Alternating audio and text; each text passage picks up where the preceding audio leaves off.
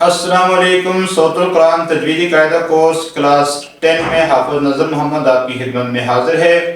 پچھلی تجوید کی جو 3 کلاسز ہم نے پڑھی ان میں ہم نے حرفوں کی صفات پڑھی، پھر وقف کرنے کا طریقہ پڑھا اور اس کے بعد ہم نے مد کے بارے میں پڑھا۔ آج کی جو ہماری کلاس ہے اس میں ہم انشاءاللہ تجوید کے 3 رول سیکھیں گے۔ سب سے پہلے ہم سیکھیں گے قلقلہ، اس کے بعد ہم سیکھیں گے غنہ، اور اس کے بعد اللہ کے نیم کہ اللہ کے نام کو کب موٹا پڑھتے ہیں اور کب باریک پڑھتے ہیں۔ قلقلہ کیسے کہتے ہیں جی؟ قلقلہ کہتے ہیں ہلا کر پڑھنے کو۔ 5 حروف میں ہوتا ہے قاف طا با جیم دال قطب جد دن۔ جب یہ 5 حروف ساکن ہوں یعنی ان کے اندر جزم آئے تو جزم والے کو ساکن کہتے ہیں۔ تو جب 5 حروف یہ ان میں جزم ہوگا تو ہم اس کو قلقلے کے ساتھ پڑھیں گے، ہلا کر پڑھیں گے، جیسے اق صب ح ن اج اد۔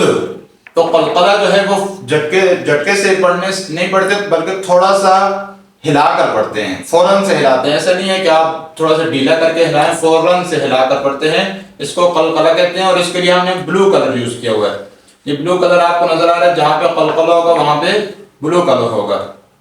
حمزہ ساکن کے بارے میں ہم یہاں پر بتایا ہوا کہ اس کو جھٹکے سے پڑھتے ہیں، جیسے یہ دیکھیں تا، حمزہ میں جزم ہو الف کے اندر تو وہ حمزہ ہوتے ہیں، اور حمزہ ساکن کو جھٹکے سے پڑھتے ہیں، جیسے ش نون۔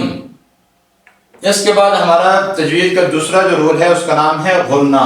غنہ کہتے ہیں مکمل آواز کو ناک میں لے کر جانا، اور یہ نون اور میم میں ہوتا ہے جب اس میں شد کا سائن ہو، جب مشدد ہو نون اور میم تو اس میں غنہ کرتے ہیں، ساری آواز کو، مکمل آواز کو ناک میں لے کر جاتے ہیں۔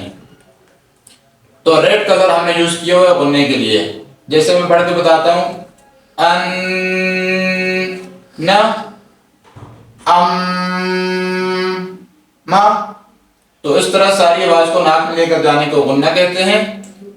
ثم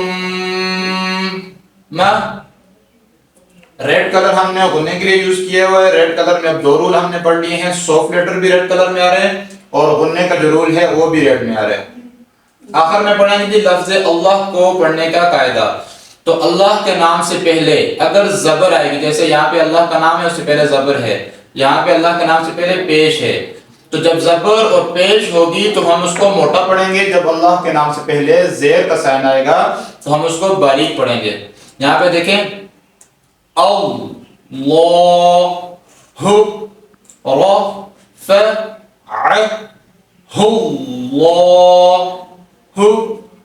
ان دونوں کو ہم نے موٹا پڑھا، اور جو آخری آ رہا ہے اس کو ہم باریک پڑھیں گے۔ دیکھیں بسم اللہ ہی، تو جب اللہ کے نام سے پہلے زیر آئے تو ہم نے اس کو باریک پڑھا، جب زبر اور پیش آیا تو ہم نے اس کو موٹا پڑھا۔